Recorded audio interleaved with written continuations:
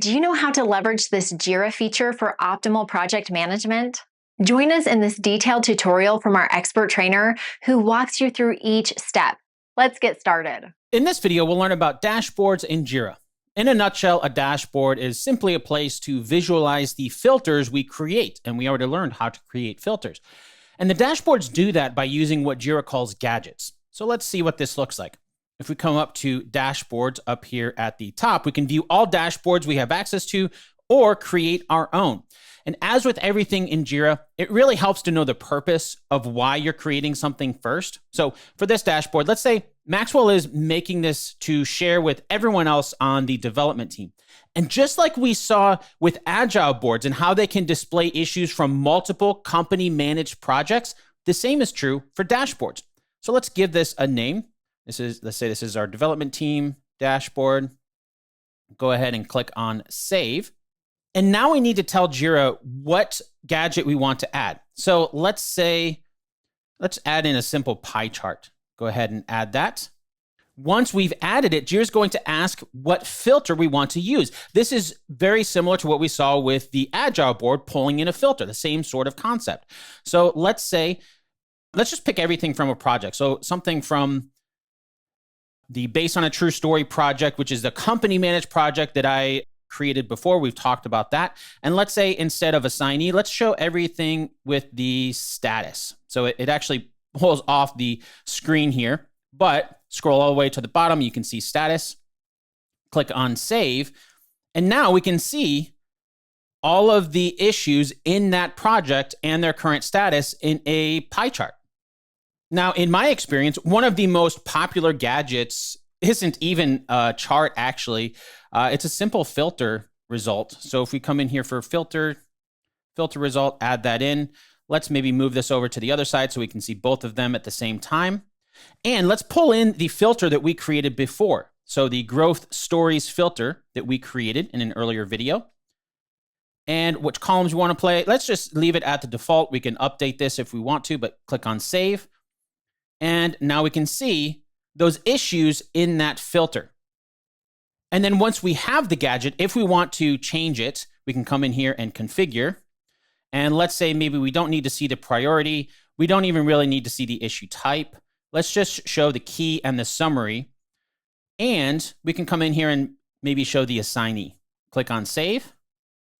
And now we can see that updating here. And that's really all there is to dashboards. We can come in and rearrange these however we want. We saw how we did that before. You can click up here, move it around how you want. We can come up here and change the layout. So you can see it's a 2-column. If we want to change the layout to maybe 3 columns, we can do that. Pretty straightforward way of customizing this dashboard.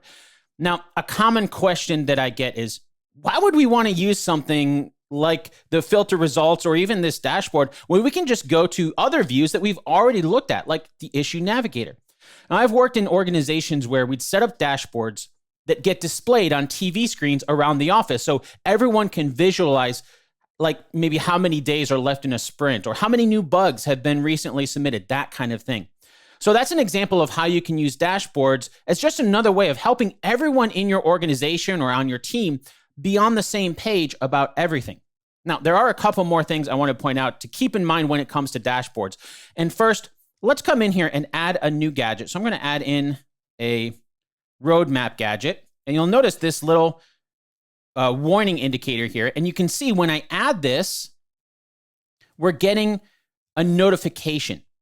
So this is one of the gadgets that Atlassian is going to be removing. Of course, in this case, as we learned before, roadmaps turned into timeline, which is why this roadmap gadget is going away, I'm sure. But I still wanted to point this out because it's a good example of how Atlassian does end of life in a feature. Usually there's a long runway before it actually gets removed, and you get this sort of indication of it's going away. But it also depends greatly on the version of Jira that you're using. Now, I'd encourage you to take some time after this video to come in here and see what sort of gadgets Jira has available in your version.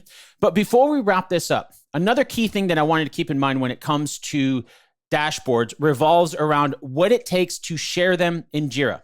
So right now we're logged in as Maxwell. And if Maxwell tries to share this with somebody else on the team, it won't really work the way that we want to. So let's see this. If we were to come in here and say we're done with this, we're happy with this, we can copy the link. Once it's copied, now I'm going to pull in this other window where I'm logged in as Valerie here, and then paste that link into the dashboard. We can see we don't have access to it. It's been renamed or it's been deleted. Of course, we just created it, so we know it's not deleted. We haven't renamed it, and so really it's just that we don't have access to this. We don't have the permissions to see the dashboard. So I'm going to move Valerie's window out of the way. Let's come back to Maxwell, who created this dashboard. And if we come up here to the three dots, come up to rename or share, now we can come back to that screen that we first had. Now, when we first created this, we didn't make any changes, but you'll see that the permissions for this are private. Only Maxwell can see this dashboard. So that's not really going to help if we want to share this with our team. And you'll notice in here, we can have separate controls for who can view the dashboard as well as who can edit the dashboard.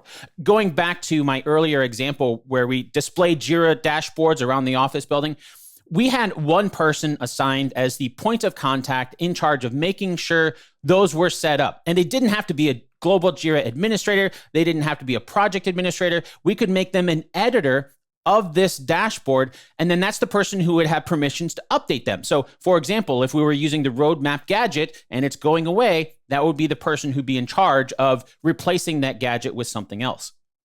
So let's come in here and update this. I'm going to update the viewers to be anybody in my organization and the editors to be anybody within the growth project that we just created. There we go. We can leave it at all roles. Now, the biggest thing that I've seen people miss here in this dialog box is often they just come here and click on save. But that won't work because we actually have to add each one of these first. This is the current permissions, so we have to add to update those permissions, each of these, and now we can click on save, and those permissions will be updated for this dashboard. So now let's come back to being logged in as Valerie, another user on the team, and we can see what it looks like from the other side. If we refresh the page, now we can see the dashboard, but we have some other issues going on here. We still have some errors going on the dashboard. Now, the reason for this error, and I'm really focusing on the filter results right here. The roadmap, we already talked about that. It's going away. That's basically what that's saying. We didn't really do any configuration on that gadget. But this one we set up to be the growth stories filter that we created in the last video, but it's still not showing up. And the reason for this error is really the last common issue that I've seen people having with dashboards in my experience, and it has to do with the filter permissions. Remember when we created the filter in the last video, so when we use it on the dashboard, what's happening here is we did not share the filter with the rest of our team when we created it. So Valerie, other people on our team can see the dashboard, but not the gadget that the filter is using because they don't have access to that filter. So let's make sure this works. I'm going to come over back to Maxwell and we'll see what that means. And come up to filters. Let's go to the growth stories filter that we created. And in the filter details right here, we can see the permissions, and right now it's visible and editable by private, which means Maxwell is the only person who can see this filter, which is why the dashboard for Maxwell shows that, whereas on Valerie's, it doesn't show the filter results for the growth stories filter. So to fix that, all we have to do is to come back to growth stories, come into here, edit the permissions, and then similar to what we did with the dashboard itself, let's set this to my organization. And we can do the exact same settings. Of course, you can change however you want. But I'm just going to set it to the same as the dashboard permissions.